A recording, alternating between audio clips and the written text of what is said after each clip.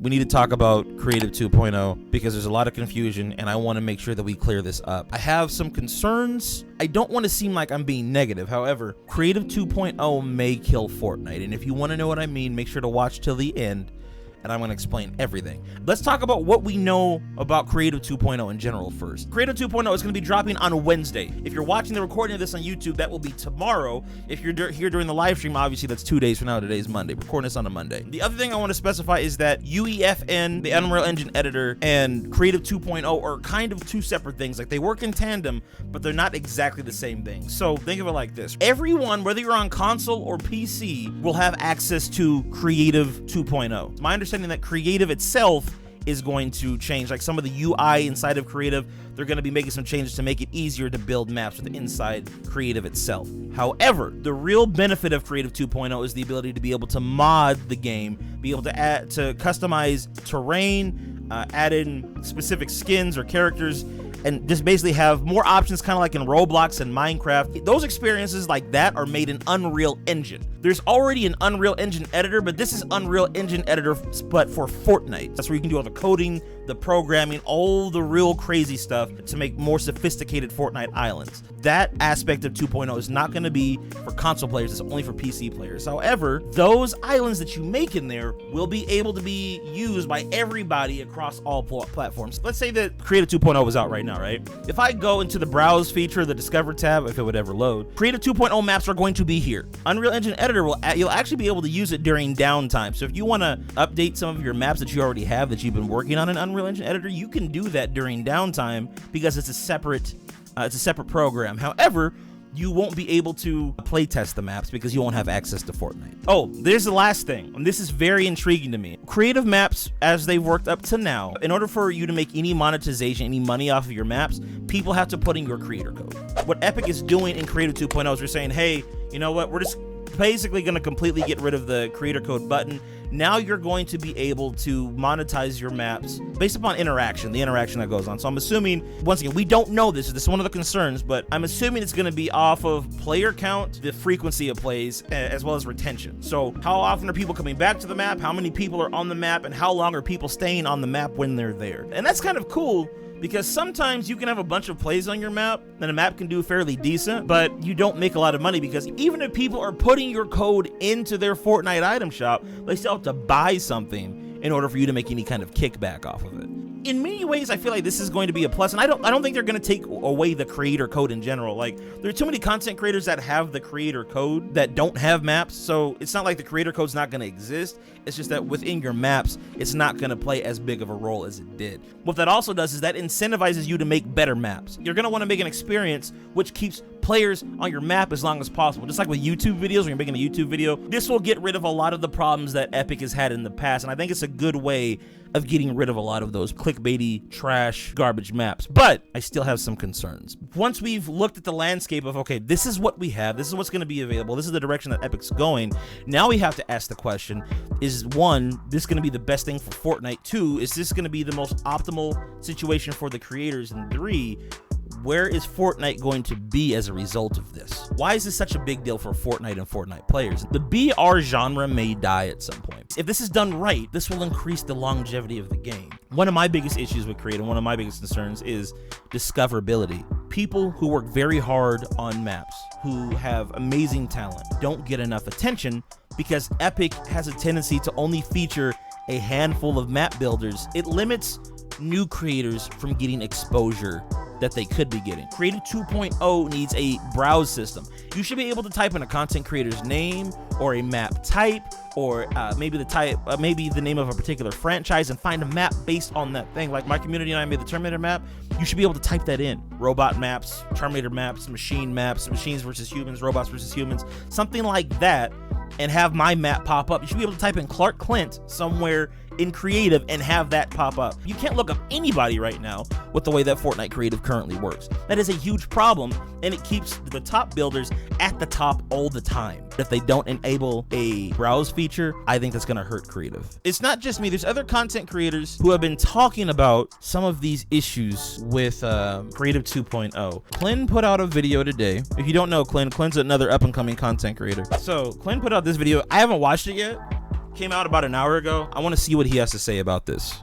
If y'all have not subscribed to Clint, make sure you do. Clint makes amazing content. Fire to the Fortnite community. People were hyped, people were upset, people didn't like that they had early access. We're gonna get into a few tweets, and of course, I'm gonna give my thoughts real quick. Let me just say this one more time too, just to make this clear, right? If you're upset that Atlas got early access to UEFN, you need to get over it. We're gonna start off with the first user, and one of the top replies to Atlas's post. It looks cool, but like, is it not weird to be given early access to a program and then immediately use it to dominate the market before people even get a grasp on the new tools? No. This feels unfair to other creators, in my opinion. Who said anything about it being fair? This is a business move. Get over yourself and, quite frankly, grow up. It's not about fair. It's about picking the best people for the job with the resources that you have available. If you have confidence in a team that has demonstrated time and time again to go above and beyond, to perform well, to create a task like this, you trust them with that, go with that. It's not about fair. It's not about the other creators don't have access. That's how things always work. That's how anything works. Think of it like this. When other content creators get Fortnite skins for free before you, is that fair? No. But why do they have access to that? I don't know. Because they worked for it. Nothing in life is free. Even them getting early access to that wasn't free. They couldn't have just been making Quandale Dingle Zone Wars to be able to get Epic's attention to do something like that. There has to be something more to you to be able to, for Epic to trust you with an early access version of Unreal Engine Editor. Someone had to do it. If that map ends up being a banger and everybody loves it and everybody's having fun, who gives a shit who made it? I don't see this as unfair personally. No matter what they release, there's going to be people with early access. You can see a lot of content creators get early access to skins. That's a thing that comes off the top of my head. So wow, Clint is totally stealing my argument there. Imagine. Can you believe this? Can you believe this guy? Bro, he saw into the future and totally snatched that. Imagine. That's really cool that they were able to build something using their early access, and now we are going to be able to play it on launch. At least we get the idea that it's going to be available for us at launch. Right, see, that's another thing too. If Epic had have done what everybody else wanted to and make it an even playing field and fair for everybody, we wouldn't be able to have access to the OG map at launch of Creative 2.0. What better way to be like, hey, this is the kind of cool stuff that you can make with our new Unreal Engine Editor and Creative 2.0. Here's the OG map back that everyone has been crying about on the internet for the last 3.5 years. Recreating the entire map, which apparently Epic lost the files for. They had to make the map from scratch. That's insane. It's a genius marketing move. It's a good decision for the community. There is literally no downside to this. People are stupid. My favorite personality on Twitter, Aiko, had something to say about it, and this really made me think. I didn't think about this myself, and I really couldn't agree with more with this. Hold on, let's read this. The one thing I'm skeptical about regarding UEFN and the recreation of older seasons and maps is that their magic may be lost. What makes them so special is the fact that they can't be played anymore, but with UEFN that changes. Regardless, I'm excited to see how it all plays out. That's an interesting concept. I'm not so much worried about maps being special and all that. What I'm more interested in is how many people are going to have the ability to create their own Fortnite island. Can we create our own brand new BR islands with our own new POIs? I was already talking to my community about this. I want to get a team of people together to be able to fully build a brand new BR experience, Clark's BR, the Clark Clint community BR map, our own POIs, loot pool, the way we want to do it. But here's the kicker. Here's the issue with that. If people are able to make these kinds of experiences and they're able to do it on a whim, what does that do for the normal BR? Will there be a point where the creative Fortnite maps take over pub BR or competitive BR? That's more of a concern to me than people's feelings and nostalgia goggles of looking at all the old maps. I'm like, oh, but it's not gonna be who gives a shit? Bring the old maps back. I could care less about that. If the new OG island, if that runs just as smooth as a pub Fortnite island, I will probably end up playing that more than I do pubs. I guess the only benefit that pubs would have is being able to do challenges and potentially a larger player base.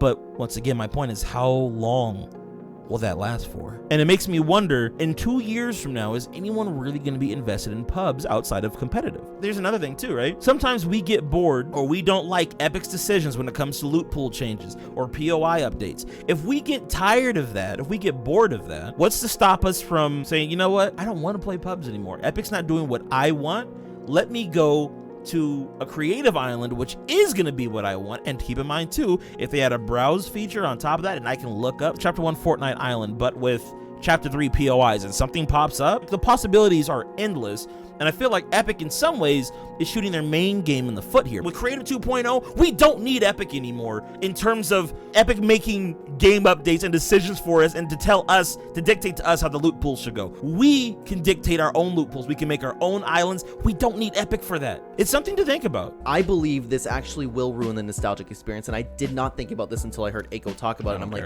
I don't care oh about man, them. that didn't cross my mind. Like, gone are the days we're gonna be able to play those maps. We remember all the good times from them.